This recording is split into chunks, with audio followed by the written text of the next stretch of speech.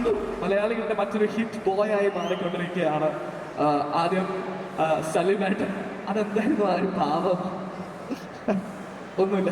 Okay, ആദ്യം അച്ഛൻ്റെ ആ ഒരു ടൈറ്റിലായിരുന്നു, പക്ഷെ ഇപ്പോ you are a character and you are wanted by your self. So എന്താണ് നമ്മളുടെ ലുലുവിലുള്ള ഇവരോട് എല്ലാവരോടും പറയാനുള്ളത്?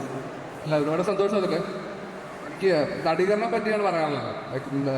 നീ ചേട്ടൻ എന്നതാ അടിച്ചു കഴിഞ്ഞ് ജ്യൂസ് അടിക്കാം, നീ അടിക്കല്ല. നടികരണെ പറ്റി പറയാമെന്ന് വെച്ചാൽ മഞ്ഞുമല്ല ഷൂട്ട് കഴിഞ്ഞ ഉടനെ ഞാൻ ജോയിൻ ചെയ്യുന്നത്. അതായത് ഞങ്ങൾ നടികരുടെ പാക്കപ്പ് പാർട്ടിക്ക് ഞാനും പാലും അല്ല മഞ്ഞുമല്ല പാക്കപ്പ് പാർട്ടിക്ക് ഞാനും പാലും നടികരുടെ ഷൂട്ടിൽ ജോയിൻ ചെയ്തു.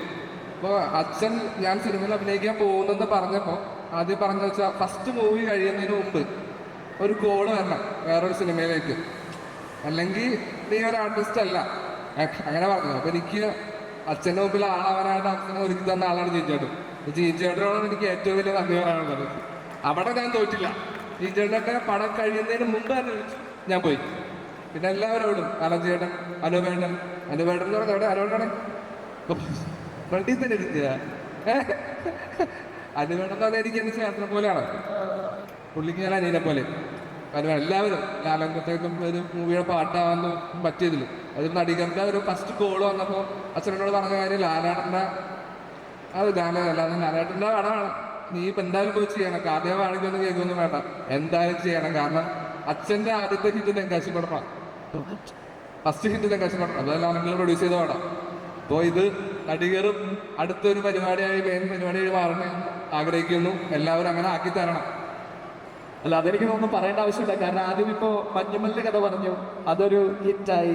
ഇതിന് രണ്ടാമത്തെ ഇതൊരു മെയിൻ പരിപാടിയാവട്ടെ അല്ലേ? എന്തായാലും let's give a big round of applause. ഇവരോട് എന്തെങ്കിലും പറയാനുണ്ടോ ചന്തു? ഈ നമ്മുടെ എല്ലാവരും എനിക്ക് തോന്നുന്നു ചന്തുവിനെ കാണാനായിട്ട് കൂടെ കാത്തിരുന്ന ഒരുപാട് പേരുണ്ട് ഈ ഒരു കൂട്ടത്തിൽ. വേണമെന്നില്ല ഇല്ലേ? അതെ, കണ്ടല്ലോ. Thank you. വേറൊന്നും പറയാനില്ല. എല്ലാ പരിപാടിക്കും എല്ലാവരും വന്ന് പറയണ പോലെ തന്നെ മെയ് 3 പടം റിലീസാവും, വന്ന് കാണാം. Thank you. അതെ, വന്ന് കാണാൻ വിജയിപ്പിക്കാൻ thank you. Thanks a lot. And